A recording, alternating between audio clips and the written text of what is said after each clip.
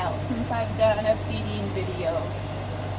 I don't know. I got tired of sharing them. I think you got tired of watching them. So I took a break, even though we do feed every day. I decided to share some other things, but I'm heading out feeding today and figured it was about time just to prove that I'm still out here. I'm driving a little John Deere over a frozen chip.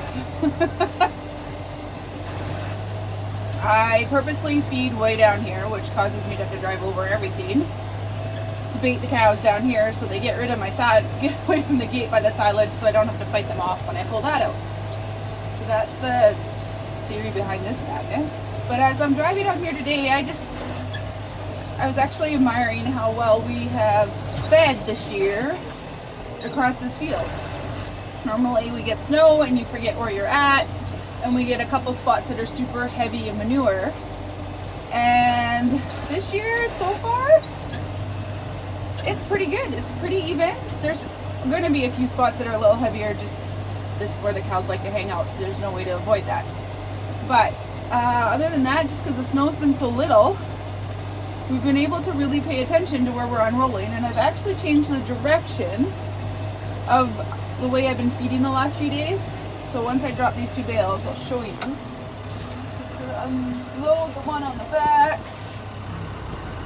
forward, and move my unroller out of the way. It's a nice sunrise this morning too.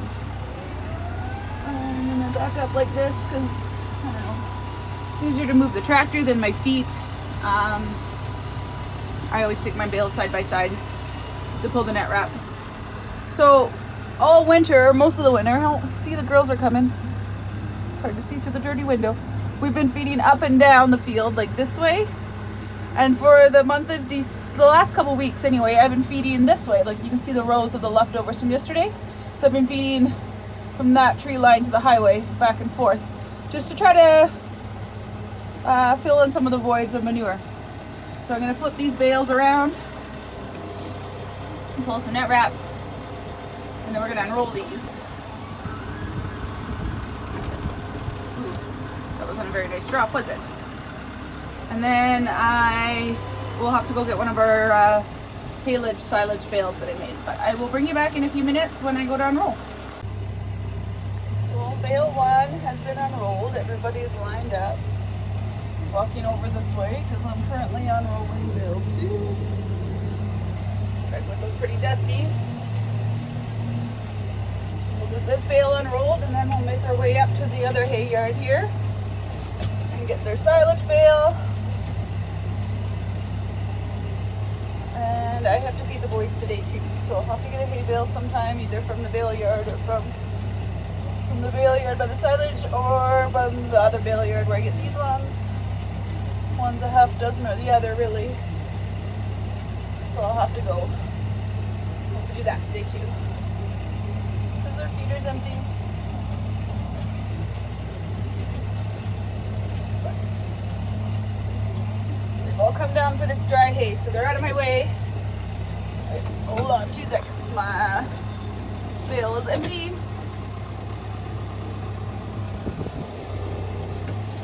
Alright, so we're going to make our way up to the silage yard. Drive over all this frozen poo again.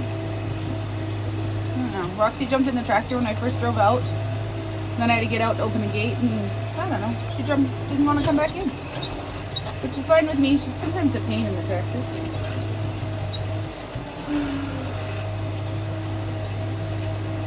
But the girls have all made it down here, so they'll be out of my way to open this up and pull out our bale. The one day I was with the kids, I even had the kids to help, but no one came down to the hay. And I went in here, and the kids had to keep the cows out from, because they wanted to sneak in, and it's crazy. It was super windy that day, so they didn't want to come down to the bottom of the field just because of the wind. I get it, but it was a pain in the butt. Ugh. Dang frozen food. We're going all the way up top here to this bale yard. And then we got tractor gates, as I call them. We don't have any real gates to like open and close. We just have the freestanding panels. So you have to like just pick the panel up and move it out of the way and then put it back when you're done. Good old tractor gates. But it keeps the cows out.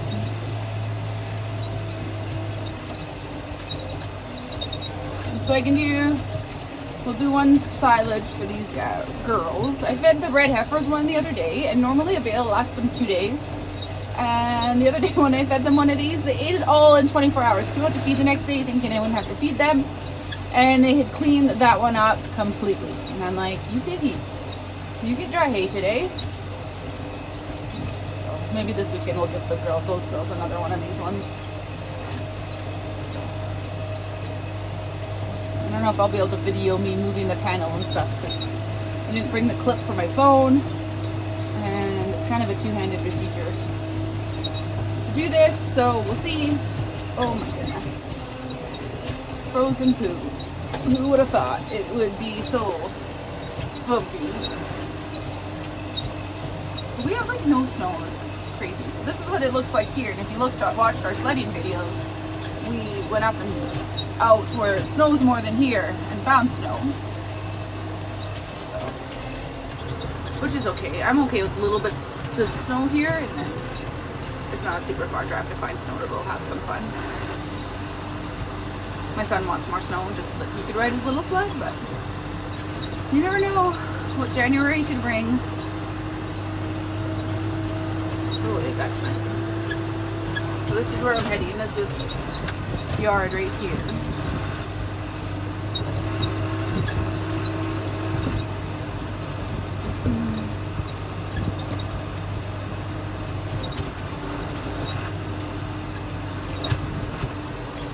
Getting pretty good at moving this panel. I haven't played with these much. Like usually it's Bruce playing with the farmers I go and building pens and moving everything. I'm usually on the ground doing up chains and whatever else I'm doing.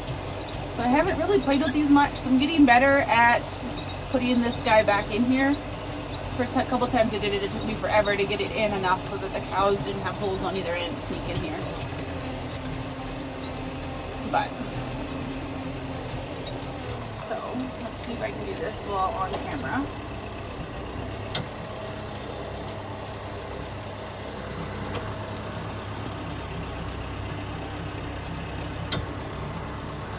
Just like so. We pick up our gate. There we go. We don't have to lift it very high, just enough that it doesn't drag on the snow. Then we back up, without hitting the fences, and we move our gate over here.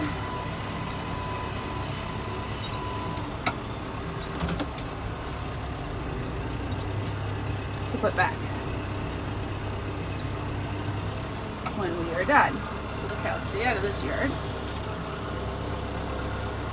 I'm a little faster if I'm not recording it because I have more than one hand, one to drive and one to use the controls with. And then we got to drive all the way in here through the snowdrift. So we had some crazy wind. Like we have no snow, but this is all drifted in here. So I've packed it down the last couple of days while I was been feeding, so it's not so bad. But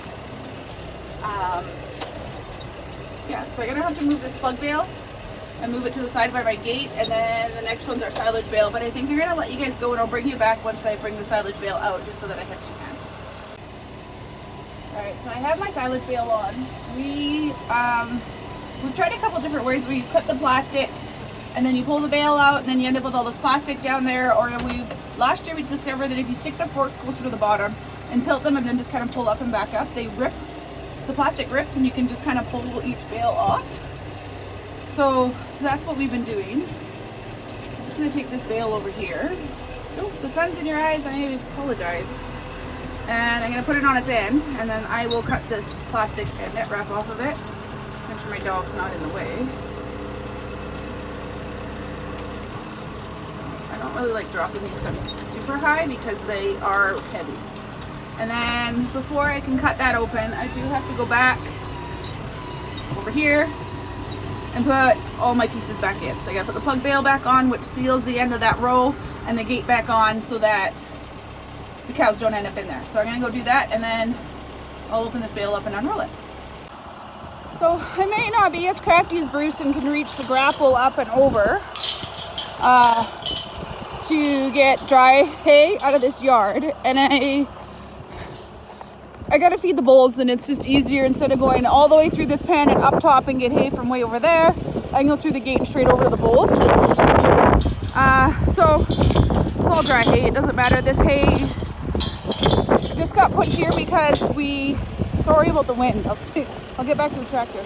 The day these bales were brought home was back when school started and we had the trail cleaners here. And it was just too much chaos right at the driveway. So we got a bunch of dry hay just hauled here. Come on, girl. Oh, you just about didn't make her.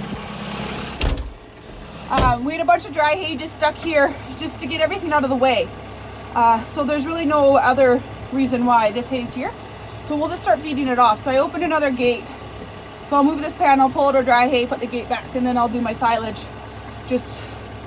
I'm out here, so we might as well use this stuff. So it doesn't take these girls long to figure out that I'm unrolling a silage bale. They're all walking back up here to get a piece of this stinky bale.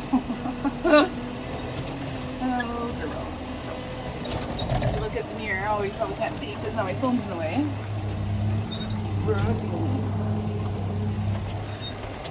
I'm unrolling it over all these bumps. They'll all line up here. They'll clean this one up right to nothing, and then they'll wake it back down there to the dry hay. And then once this is unrolled, we'll grab that hay bale that I pulled out for the bulls. Just about unrolled. And we'll go feed the boys, and then I'm done for the day. Yeah, she's not unrolling anymore. So, I put the unroller away for the day because the bulls doesn't get unrolled. I just feed them in a feeder because there's only a few of them. Have lots of room. So, run anybody over. So there's all the smart ones. They came up first. As soon as they could smell it, they were on their way back. And some exercise back and forth between feed and water. Won't be long and they'll be in the calving pen and not walking around at all. I'm gonna go get this bull bale and go feed the boys. So I feed my boys the same way that I do the calves. As you can see, I'm locked in here. I throw the bale over the fence, and then I let myself in, and then I feed them, and then I can let myself out so that nobody escapes. It's kind of the same way, hold on, I got myself out. The same way I feed everybody once we start calving. I throw all 4 or 5, 6, whatever bales we're feeding that day over the fence to put in feeders, and then I let myself in the pen. And I lock the gates behind me so nobody escapes. And then I fill feeders. So when we start calving, this is actually one of our calving pens. The bulls will be moved back over there. And then we extend it out to where these freestandings are and out that way. And so we can get in, we'll move these gates over by the water. We open that up, and so then I can drive the tractor through both sides.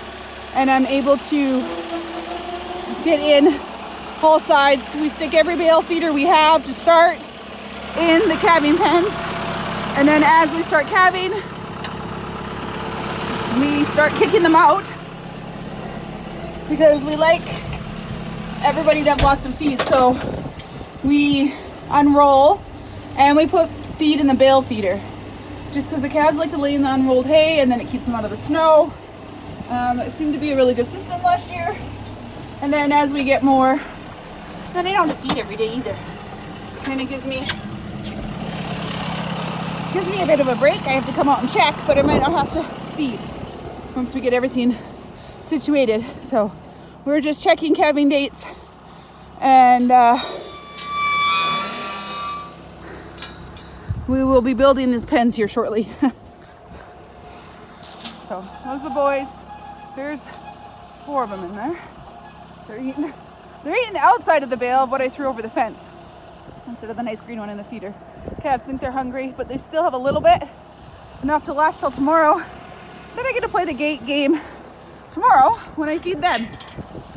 So now that I'm done feeding for the day, we've been invited to go out skidooing again next weekend, so not in a couple days but in a week's time.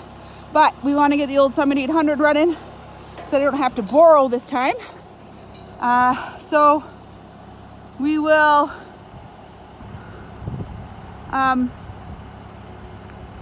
we'll show you what we're doing and how we're fixing it. Sorry, I just know what I'm doing with this part.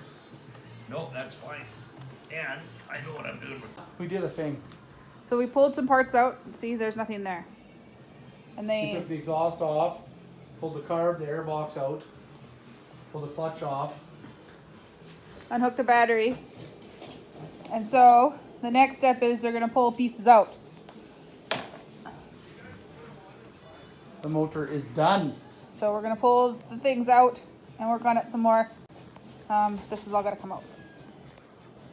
Mason deals on the Ford is a 5.4, and I'm like, I don't want 5.4, that no fucking way. piece of shit. No way, they're junk. They're They too hard on They're- fuel. and they're hard on fuel, and they are not powerful either. They're Like, terribly they're gutless and gutless. hard on fuel. They Yep. last forever, but they're That's what I was gonna terribly say. They'll go gutless and hard forever, on but- fuel. Terrible. So we found a problem. Hard to see. You need the light. Can you see that moving? That's not supposed to move. At all. Like, yeah. So All that could be our problem. And the aluminum on my fingers isn't good either. So we got the head off, and that's what we find. We got parts over here. So our goal is to get this thing all back together and running before the 16th so we can go out again. But we gotta find all the problems before we can fix them.